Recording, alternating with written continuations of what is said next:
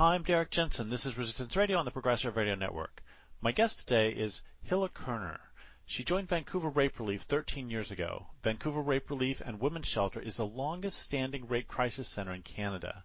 Since 1973, the group, who is self-organized as a collective, has responded to close to 46,000 women seeking support in their escape from male violence.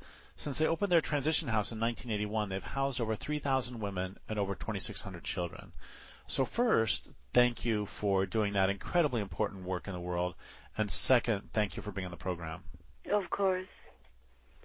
So before we dive into current events, can you talk for a while about the history of Vancouver Rape Relief and especially about the importance of rape relief centers? Why are they necessary? What do they do? How do they help? So, of course, I wasn't here, but the story goes as three local women in 1973, as part of the second wave of the feminist movement in North America, through a consciousness-raising process, decided simultaneously to many other places to open a rape crisis center. And it started with a crisis line of a few hours and proceeded to many more hours and eventually a transition house, because I think that until the early 70s, even though other issues for 100, 150 years, the suffrage fight, women's economy, other issues that has to do with women oppression were spoken in some circles, violence against women was quite a taboo, and only when women met in women-only small groups for consciousness raising, they revealed to each other how common the experience of male violence, whether it's incest or rape in marriage or sexual harassment to women who did have a job, and how common it is to be a victim of male violence, and how it's one of the harshest reflections and reinforcement of women's oppression. So in that context, Vancouver Rape Relief, again, like other organizations around the Western world, started. And the collective was very mindful to operate as a collective, and it's quite unique. I think many services and many organizations at the time started like that, but many, because of all kinds of internal conflicts, but also funding schemes by the government that had all kind of requirements, they either dissolved or changed their structure, but Rape Relief maintained its structure as a collective, which is our attempt to, when we fight for a world with no power relations, not between men and women, not between white people over people of color and indigenous people, and changing relationship between rich and poor so all people will have their equal share of the world wealth. It was really important for the group at the time and since that we will try, at least within ourselves, to operate the way we want the world to be. So I think being a collective is quite a unique phenomena these days, and to sustain it for so many years. And of course, responding to male violence against women, to women escaping violence, and we respond to all forms of male violence against women. We have battered women mainly staying in our transition house, but often we have women who are in prostitution, either trying to exit or just getting a respite from a pimp or from a John. We have women who've been raped, and even though they're safe in their homes, they want to recover, to heal, and to talk with the comfort of other women. We respond to women who've been sexually harassed at the workplace, helping them with the Human Rights Tribunal, mother who are trying to save their daughters from incest, so they will leave abusive husbands and abusive fathers. And we offer peer counseling based on our shared experiences, women who were born females and raised as girls into our current womanhood, and support group and advocacy with the criminal justice system, organizing protests, confrontations, lobbying, all kinds of strategies, depend what the woman and what she would like to do. And I think Rape Crisis Center and transition houses have a role not just to the individual women who are calling us, but also as an organizing center of women coming together especially when we talk about violence against women. Isolation and silencing is such a powerful tool of the oppressor. So by calling us, it's an act of resistance. By telling what happened, by telling the truth, by us keeping a record is already an element of resistance. But also, beyond responding to individual women and offering them a safe place to go, and comforting, organizing center, it's also the existence of transition houses and rape crisis centers are also sending a message to men. They're telling men, women are not alone, women have alternative, women have where to go, which we believe, which we hope, give individual women sometimes more bargaining power when they negotiate or dealing with individual men.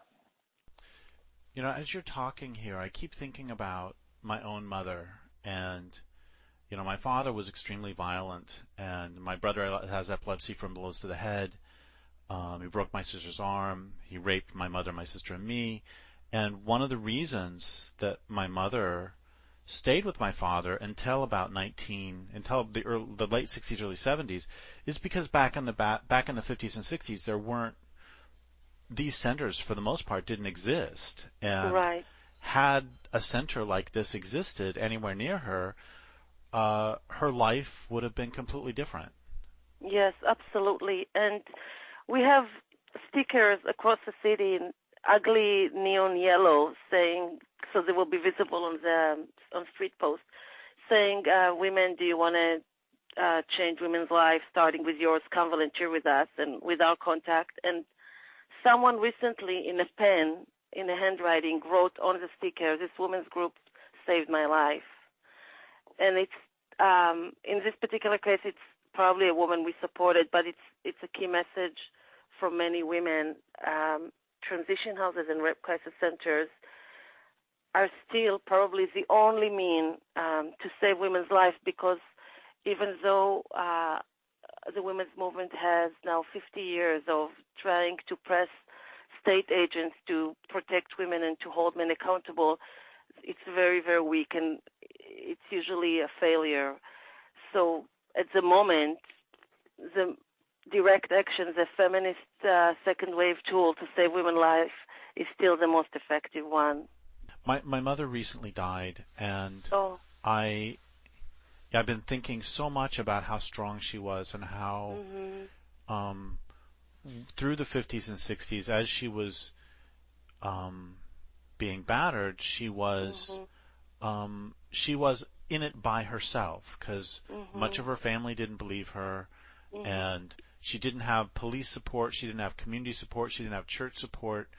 And I mean, I'm just saying this in terms of, we all know, and can you talk about this for a moment, how abusers often isolate their victims, and so that makes places like rape relief centers or battered women's shelters all the more important, because it's not an accident that so many women who are being abused are in it by themselves.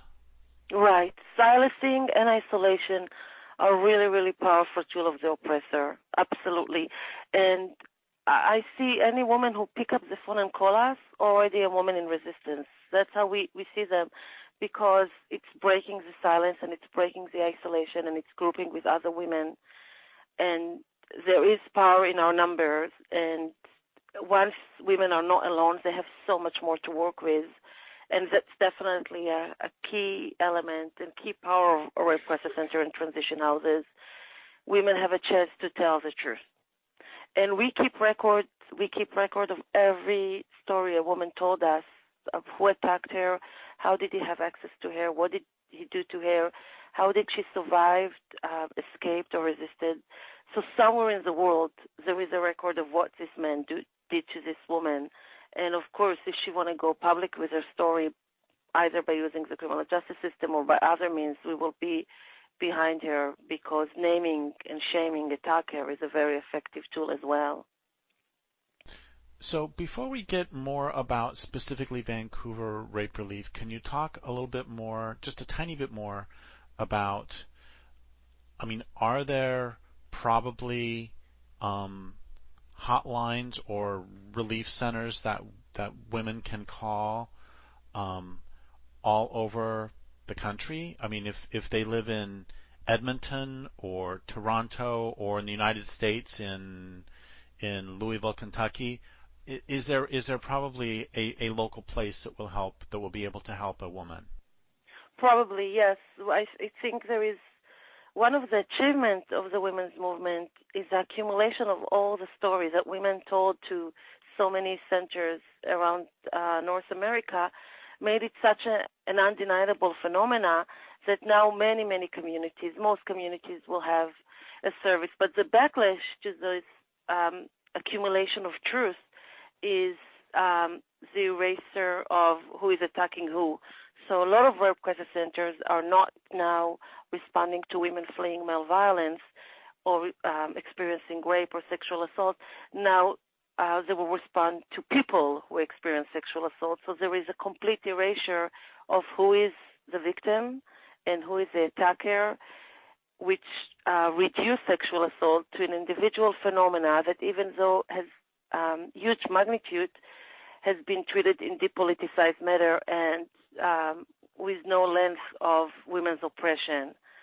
So with the mainstreaming and the acceptance of how prominent and how common violence against women is, the immediate backlash rendered it to depoliticized phenomena that happens between individual people. I mean, I know from my own father that there will be a backlash, but it strikes me as extraordinary at all that there could be a backlash against something so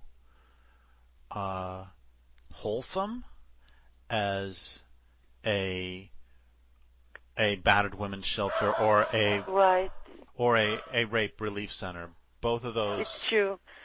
I know that Rape Relief in particular had, from the beginning, before my time, there were waves of backlash. So the first one that any transition house, I believe, in every community faces, they're breaking the families.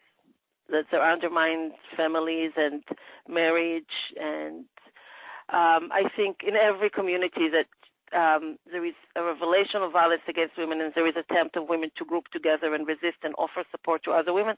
That's the most common response. But after that, Vancouver Rape Relief faced contradicting accusations. For example, the accusation that we are separatists, we're only organizing with women who were born females and raised as girls into womanhood. So there was a huge critique over that, but also there was a critique that we do work with men, and we do believe that men are not inherently violent. They are trained to be violent, and men can change even though they don't choose to, and they will not until they will held accountable in significant numbers.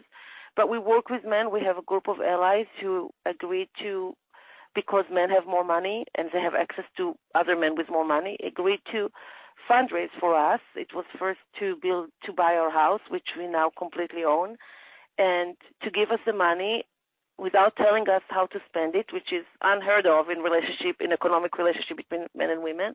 And in return, we agreed to teach them about women's oppression. So we got hit for being separatist organization and for working with men. Then we got hit for demanding, using the police, demanding that the criminal justice system will uphold the so-called democracy commitment to protect women. We got hit for that we're using the criminal justice system, and we also got hit for telling women you have alternatives. You want to do confrontation with a man. You want to shame and name him. You want to write him a letter. You want to do other things that are not within the law and order agenda, because the law and order agenda will never really get us to true freedom. So we got hit for that we encouraging women to use alternative methods. So every decade there is has its backlash, and in the last, at least since I arrived, probably a little bit 5 to 10 years before that, the two main attacks against us is one, our position on the abolition of prostitution, and one, the fact that we insist to organize and to respond to women who are born female. So the backlash of women's liberation is so profound and successful that prostitution and pornography are now held as a sexual liberation for women and not as the sexual exploitation and the oppression and the commodification of women. So now we are called anti-feminist because we do not respect women's choice, and the concept of choice is now completely abstract and turned upside down than what we meant. Choice supposed to allow women to have control over our body, to have sexual autonomy, not to be commodified and used by men, and to maintain men entitlements on women's bodies. And the other issue is, of course, the key of what's going on these days is the fact that we insist that being born female in this world still means being born to the oppressed class of women, and it shapes our life in many, many ways. How we look, how we operate, what are we allowed to do, what we are rewarded for doing, and what are we not allowed to do. And from that experience, we organize, we support women, and we understand rape and sexual violence in that context. And not to say that others are being raped. Your own experience is one example. Boys and men and transgender people are raped by usually other men, because men are acting the violence against anybody who they see as not conformed to the concept of masculinity.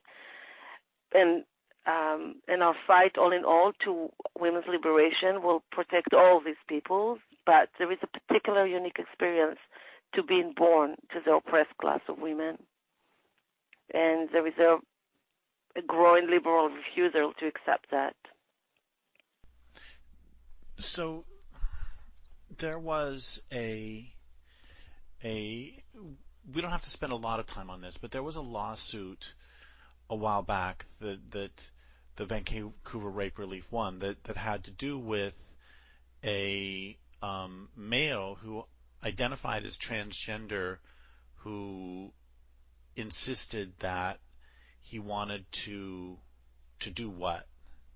To volunteer. So Kimberly Nixon, in 1990, when they were 33, until then they lived all their life as a man, with the privilege that came with that. They were a pilot. They did reassignment surgery, so they were transsexual, and in 95, 5 years after, they came to Rape Relief asking to join training group, and the facilitator explained that they do not have the same life experience as women-born females, and they cannot join us. The day after, they complained to the Human Rights Tribunal about discrimination. And ironically, they argued that we should not accept people who are self-identified as women, only people who had a sexual reassignment surgery. And it was dragged for 7 years, from 95 to 2002, and the BC Human Rights Tribunal they did accept that we acted in good faith, but did not accept our argument that you need to have, that there is a life experience that is unique to girls and women that is necessary for peer counseling, and ruled in favor of Nixon. But the Supreme Court of British Columbia in 2003 disagreed with those findings and ruled that it's not discrimination for a group to organize and to operate the way we are, and we have the freedom of association to organize as women-only organization. And Nixon appealed to that. So in 2005, the BC Court of Appeal accepted the previous decision that we are allowed to respond and organize with women who are born females. And then Nixon appealed to the Supreme Court of Canada, that in 2007 dismissed the appeal and ordered Nixon to pay us cost. So all the higher layers of the provincial and the Supreme Court of Canada accepted our position. But since then, there is a lot of misunderstanding of, there is a lot of untrue propaganda about, there is a new law now, or actually adaptation of the current law, both the Human Rights Federal Act and the Provincial Act, that now adding gender identity to a protected ground. But sex, being born a female, is still a protected ground. So groups like ours have an exemption that allowed us to privilege one group and not to work with other groups to seek our mission, which is women's liberation. couple things. One of them is that it seems that if a woman who has been severely traumatized by a man or men is going to seek help from violence by members of that group, men, it seems more than obvious to me that there should be places where she can be free of, and we can use whatever language we want. I would say men, but I don't live in Canada, so we can say those who were, that she should be free to associate only with those who are not of the sex that beat and assaulted her. Absolutely, and it seems crazy to me. Yeah, well, it's a common sentiment among women who call us and women who are staying in a transition house that they want to share their experience with people, in this case, women who are born female, who have similar experience, because the element of sexual assault or rape we do not understand it as an isolated incident in the context of our life as women. And there is immediate comfort and immediate intimacy and immediate understanding that women get from calling us and coming to our house knowing I'm among my own. And that experience is not existing when someone who did not share this experience is participating in that formation.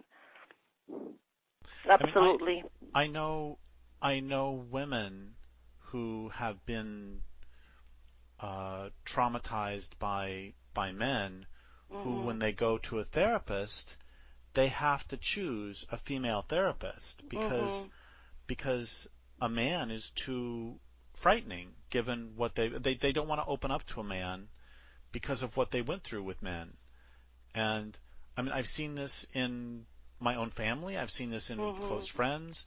It again seems just really, sorry to keep banging on about this, but it just... No, I think it's definitely one of the key issues. I can see somebody who's calling a rape crisis center, and if someone who was born male, to use Canadian language, answers the phone, then I can see them just hanging up and not calling back. Yeah. By the way, it's not Canadian language. It's really us. It's a way to try to find a way to say what we say and what we think without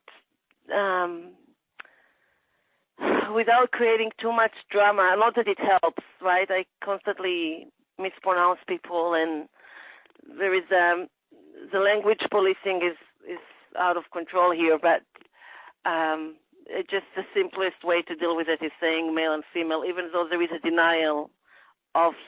It's still considered here to be transphobic. I am still accused of being transphobic if I call people who were born male and now self-identify as women, as if I even say that they were born male, and if I do not accept that they are, on their definition, female, because the legislation here is a bit, I don't want to, like, the word crazy is a bit of a controversial word, but it just doesn't make any sense. People now can change their birth certificate to say that they were female when they were born. Which is destroying the meaning of the word female, which has a scientific, specific, biophysical meaning. Yes, and there is also a terminology that now trans activists will say, or people who self-declare as trans rights activists will say, that they were assigned at birth. They're actually in conception. They were male or female. It's not that the doctor was prejudiced and just decided that if someone was born with a penis is a male. So there is things that we consider to be a very, very basic factual scientific facts are now being ignored, let alone rejected. So... And so you and I have to stop talking for a minute about men's violence against women, so that we can talk about the Orwellian use of language. I mean, okay. I mean I'm just saying that's what we just did. That's right. That's which is one of the points of this whole thing, to distract attention from the question of men's violence against women, and to get us talking in circles about. I mean, it's crazy whether, to say that somebody was assigned male or female at birth. That's like saying they were assigned mammal at birth. No, you are a mammal. Yeah. Anyway. The fact that people, internal feelings are now become a scientific fact. And there is another very common accusation that people in our present are not feeling safe because we do not accept how they identify themselves. As an anti-violence worker, and you're the victim of violence, the male violence, you saw your mom and your sister heard the male violence, the word safety is holy for us. Safety means you're in real danger. Like, when women say we're not safe, where are you? I'm going to bring you here. I'm calling the police. Safety means there is a danger to your life.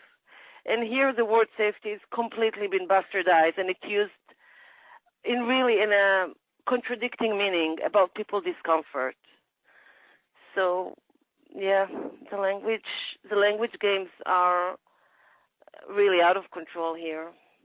So another thing that bothers me about that original lawsuit is I don't, and I want to get up to the present in a moment, but I don't. So decades ago, Ward Churchill wrote an essay slamming a book by Jerry Mander, and I asked my friend Jeanette Armstrong what she thought about his essay, and she said if Ward didn't like the book, he should have written his own damn book. And that has been central to my life ever since then, in terms of the reason I write the books I do is because I didn't like the books I was seeing out there on environmental issues, and so I just wrote my own instead of complaining about theirs. And the people who started Vancouver Rape Relief, I'm guessing, they saw that there needed to be this place, and instead of just complaining about it, they made it. And so if somebody doesn't like the work that you're doing, I don't understand why they don't just start their own rape crisis center. Wouldn't we want to have a bazillion of them? Right, and there is so much need. And not only that, definitely there is no debate that transgender people, I'm not sure in Vancouver, but general, I saw I think, an American researcher interviewed 27,000 people, transgender people, and the high level of violence they experience. And I have no doubt with that, because we know as lesbians, as feminists, people who do not conform with a gender construction of what it means to be a man or a woman will be punished. And transgender people, I'm sure, are being punished by other men. But so I'm not sure it's applied to Vancouver, but it definitely applied to many, many conservative parts in North America, and all people, including transgender people. And it's crazy that I need even to say that, because it's so obvious. Everybody needs safety. Everybody deserves dignity, and there should be more services for everybody. And if transgender people like the model that we have, they should organize in that structure, which means it's a service designed by transgender people, delivered to transgender people by transgender people. So exactly. And not only that, what we're facing is not just criticism and complaint. We face an active, aggressive bullying move to really crush us. That's where people are taking their anger at us, or their criticism to us. It's not just, I don't like that rape crisis center, I'll have my own rape crisis center, or I don't like that rape crisis center. There is a direct, aggressive attempt to take us down. And that's have been in the making for 20 years, and a lot of liberal people and elected officials are supporting that move, sometimes from ignorance, and sometimes because they don't want to stand up for women's rights, really, and sometimes because it's an easy way to deny the particular experience that women have in this world. So talk a little bit more explicitly, if you want to, and if you don't, that's okay, about the most recent set of attacks on Vancouver Rape Relief. So a couple of years ago, in terms of funding, it started a couple of years ago, the BC Federation of Labor, which should be a natural ally and should understand the concept of self-organizing. It's the umbrella organization for the labor unions in British Columbia, passed a resolution that saying, they did not name us, but when they lobbied for it, they said it's about rape relief, that instructing their membership not to support financially organizations who do not accept transgender women as women. So that's happened, I think, 2 years ago. And another thing that happened during those processes, there were not a lot, but quite a few people who kind of having testimonies of how badly they were treated by Rape Relief. And when you look into the case, just now we had Wainona LaDuke visiting Vancouver and speaking in our event, and someone wrote on her Facebook that she's doing an amazing job, but she's been supporting transphobic organization. And we had a chance to meet with her, so she knew who we are, and it's easier to defend us when you actually know us personally and you see how we operate. So she defended us, and they wrote back saying, this person wrote back, well, they harm trans men, they harmed me in particular, I was a collective member, they're harming trans people. That, when I looked into the background of this case, that person was a lesbian collective member who was hired as a paid staff and did not pass probation years after they transitioned. So there is not even grains of truth. There was a few separate facts that are now repacked to trash Rape Relief, and every time we take all those complaints really seriously. So when we dig and we find out what exactly happened, it's so removed from what is being said. But so there were people on the stage speaking to thousands of people, trashing us and our services, and that was the first attempt to undermine us financially. And recently, we have a new city council in Vancouver, and we've been historically, I think, more than a decade, maybe even 2 decades, receiving small amount of money for our public education work. And public education is such an important tool for social change. So we're very intentional to make the public education event really open to the public. They're always free. And even if there are tickets, there are always a possibility for free tickets. They always have childcare, always wheelchair accessible. We often provide food so people with no means can have free food. But we're really making it available to everybody. It doesn't matter what your sex, what your gender, how you identify yourself, and with particular intention for people economic abilities. And that there's financial support helps us do that. And there were people who self-declared as trans activists who lobbied to the city council. And when the moment of truth came, the city council decided that they will give us a grant for this year, but unless we change our position to be inclusive to all what they define women, we will not continue receiving money. And there is no other group, like many groups in the city are receiving money that is designated to work with particular groups, Chinese seniors, Native youth, and of course are not expected to now support people with different age and different ethnicity and different language. The work that they do is designed for particular groups, but only the feminist, radical feminist group who is insisting that our work is for women's liberation now face this sanction. And it's not dramatic in terms of the money. We already got so many, more than 1,000 people gave small donation that we already secured for this particular budget line for next year. But it did embolden the opposition or our enemy because they now find a way to really take us down. And we made a public commitment, both in the city when there was a long hearing, and I was asked if we will be willing to consider some training or opening some services, and I said no, we will not yield. There is a principled reason to why we operate the way we operate, and we're not going to change it for funding needs. But we will stay open. The fact that we own our own house and the fact that we are mainly volunteer-led collective means that, like with individual women, when you have money, you can do what you want. So we will never be in a position that the government or our enemy will shape the work that we do. and we will keep our doors open and our crisis line operating. But it emboldened our enemy that they can so easily influence elective officials to undermine rape relief. So I don't understand. So a couple months ago, I interviewed Carla Mantilla, the author of Gender Trolling: How Misogyny Went Viral. Okay. And she writes about online bullying by males of any woman who speaks out.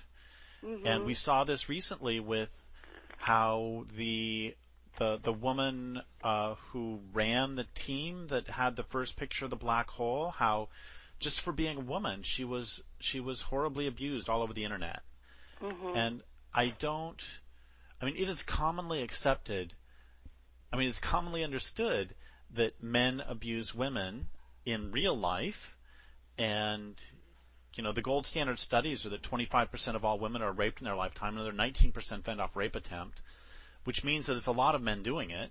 Right. And I don't understand how this whole movement to attempt to force females to allow males into every group, I don't understand how that is not seen as part of this MRA backlash to the rights that women have gained over the past, and what rights that women have not just gained but struggled for and taken over the last 50 years. It's true, and it's a very strategic fight because people should have compassion to transgender people. And it's similar to the fight with prostitution. People have compassion to women in prostitution, especially street prostitution, what they call survival. I don't use the term sex work, but what is called by the liberal survival sex work.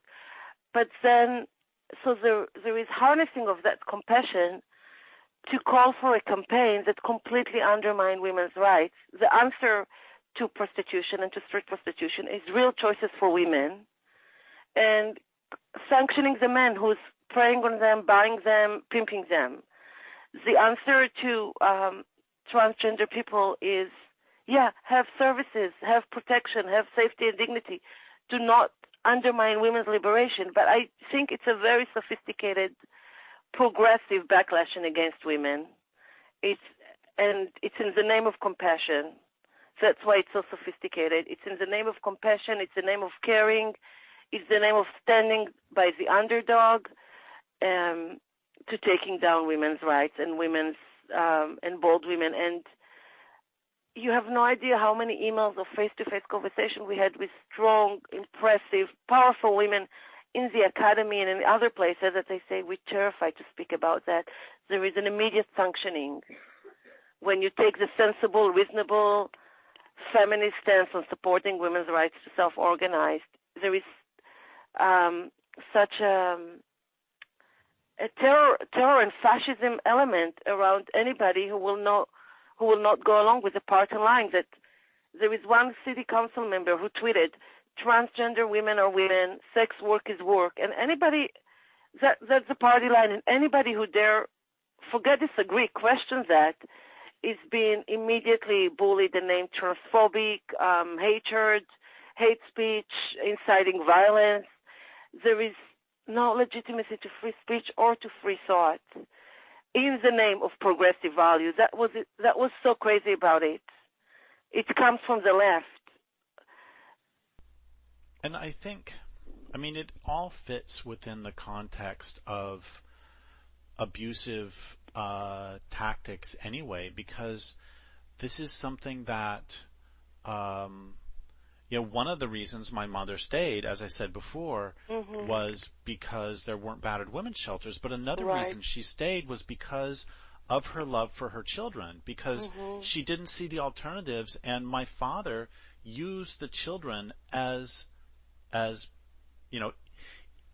pawns in his attempts to control her. Yeah. And this is just absolutely classic. There's that word, DARVO. What is it? Deny, attack, reverse victim and offender. That's just classic abusive behavior, and this happens on the larger social scale too. Right.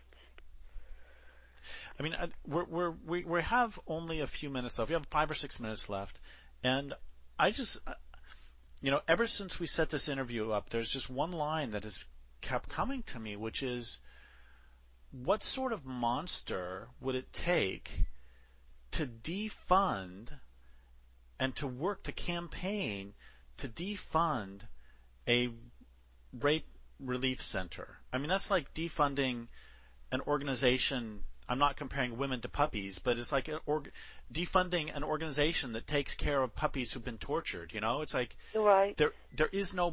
there's no downside to a center providing help for women who have been assaulted. And yes, it strikes me as extraordinary that anyone could rationalize defunding any organization, not just your organization, but any organization that is providing relief for the most traumatized. Do you see what I'm getting at? Yeah, it's a very vicious attack. The claim of the other side, including the politicians who voted for this decision that it will not be funded again, that of course we're doing an amazing work, we're so important. I did freedom of information, so we saw the city council members receive hundreds of letters from people who said they're in support of us, or women said, I use their services, how dare you. So the claim is they do not want to undermine us, they want to convince us to change our position. So I think they did not anticipate that we will keep our head high and say you cannot bully us to change the way we operate. But I think that's what they will say. They will not say we want to crush them or undermine that. We just want them to change their ways. But it's a bullying move. It's anti-democratic in our minds, and it's not going to work. We just we have enough confidence in our politics. We have enough support in our community. We're not going to go anyway. It just takes a lot of time and effort that are distracting us or making it harder to do the work that we do need to do, respond to women fleeing male violence. Well, we have just a couple minutes left. Are there, well, first, I guess I have three questions. One of them is, so if somebody wants to learn more about Vancouver Rape Relief or more broadly about men's violence against women, what can they do? So our website is pretty comprehensive. In particular, it has some international basic feminist analysis, but also some data on male violence in Canada. And we also have a Facebook, so people are invited, Vancouver Rape Relief and Women's Shelter, just to follow and see what's around. And we often refer to other sources, so they will find other places to go if they start with our own website. So another sort of larger book question is, Susan Griffin's Pornography and Silence was really important to me. Andrea Dworkin's work was really important to me. Mary Daly's work was really important to me. Can you name a few writers people might want to read if they are readers and want to learn more about some basic feminism? So yeah, Andrea Dworkin definitely is a prominent writer that we read our books and offering it to other people. There are two really that you might find interesting, two really good books about incest, mainly about incest. One is Trauma and Recovery by Judith Louise Herman. Okay, that's good. I brought the Hebrew version with me from Jerusalem and bought so many English copies since to give to callers and to my fellow collective members. So yeah, it's a very powerful book and really, really sharp, brilliant analysis. And you should actually interview her because she's getting older. She cannot travel, but it will be good. I have her contact information because I was hoping to bring her here, so you should consider that. I will interview her, and I have to just say, I'm going to name drop again, because I interviewed her back in 1996 or 7. Oh, my God. And most important interview I ever did. Oh, I believe that. Yes, I can see that. That's Judith Herman's who we're talking about. She's fabulous. Yes, really, really. And also, it's a very easy-to-read book, full of compassion and brilliancy, so yeah. So I would recommend that. In general, as feminist reading, we always recommend the Red Stocking collective writing. They're very accessible also online it's kind of archaic and kind of still timely, more timely than ever. These are probably the basic books on our reading list. There are particular Canadian books. There is Obsession with Intent that Lee Lakeman, our honorary collective member, wrote, and Audre Lorde, Adrienne Rich, but I would Judith Lewis Herman, Andrea Dworkin, the Red Stocking Collective, I think, are very, very basic and very, very good. And I understand there is a new book by Andrea Dworkin, collection of some old and unpublished writings that we need to put our hand. And of course, Sheila Jeffries. Her writing is very good on all kinds of issues, including the gender situation right now, the self-identified transgender people, and yeah. I'm going to make sure that our reading list on our website is up to date in case one of your listeners want to check what we recommend. Okay, and my last question is, and I know you can't give a real answer to this, but if somebody is listening to this and is a woman who is in a bad situation of some sort, a bad long-term situation, what can she start to do? I would tell her actually to call us. If she's not from Vancouver, if she's anywhere in North America, she can call us collect.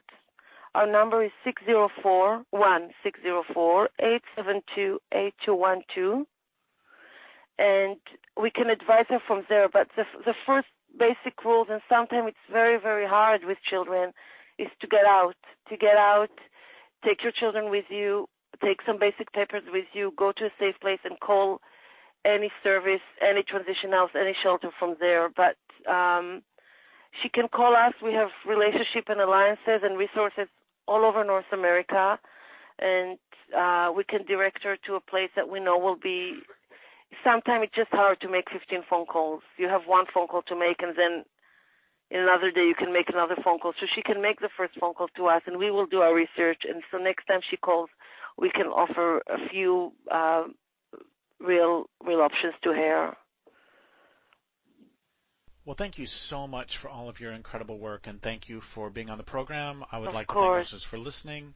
My guest today has been Hilla Kerner. This is Derrick Jensen for Resistance Radio on the Progressive Radio Network.